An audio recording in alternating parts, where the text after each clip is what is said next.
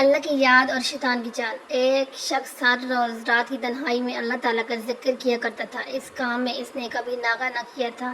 ایک دن شیطان نے اس کے دل میں وسوسہ ڈالا کہ ایک شخص تو ہر روز رات کو اللہ اللہ کرتے ہے اور ایک مدت گزر گئی ہے اس کام کو کرتے ہو، لیکن کیا کبھی ایک بار بھی اللہ تعالیٰ کی بارگاہ سے جواب میں لبیک ہوئی ہے؟ تو اس عاجزی اور انکساری سے اللہ کی ضربیں لگاتا ہے، لیکن بارگاہ خداوندی سے تجھے ایک جواب تک نہیں آیا۔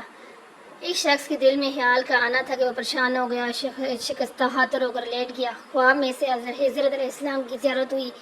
آپ نے اس سے پوچھا، اے اللہ کے بندے، تو اللہ کا ذکر سے رک کیوں گیا؟ کہنے لگا، میں تو ہر روز اللہ اللہ کرتا تھا، لیکن جواب میں میرے پاس لبیک نہیں آیا، اس لیے میں اس بات سے ڈر گیا کہ شاید اللہ تعالیٰ کی بارگاہ میں مردود ہوں۔ یہ سن کر حضرت خضر علیہ السلام نے فرمایا، اے شخص، اللہ پاک نے مجھے فرمایا ہے، جا اس بندے سے کہہ دو کہ تیرے اللہ اللہ کہنا میرے ہی کرم کی وجہ سے ہے۔ کیا میں نے تجھے اپنے کام میں نہیں لگا رکھا؟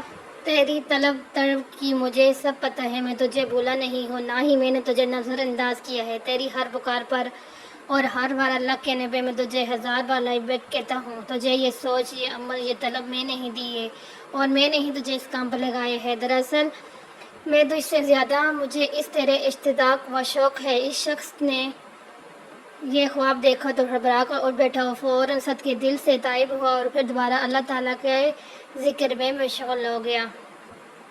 اسی طرح میرے پیارے بہن بھائیوں، شیطان ہمیں ہر وقت ورگلا لیتا رہتا ہے۔ جب بھی ہم کوئی نیک کام کرتے ہیں تو وہ ہمیں ذہن میں یہ ڈال دیتے ہیں کہ یہ نیکی تو چھوٹی ہے، اسے کیا ہوگا، چلو یہ کام ابھی نہیں کرتے، پھر کر لیتے ہیں۔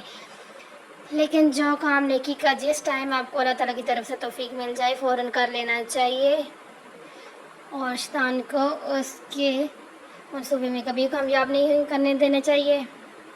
اور میرے اس چینل پہ جو بھی اس ویڈیو کو دیکھ رہے ہیں، چینل کو سبسکرائب کر دیں، لائک اینڈ شیئر کر دیں، اس طرح کی اور اچھی ویڈیوز دیکھنے کے لیے۔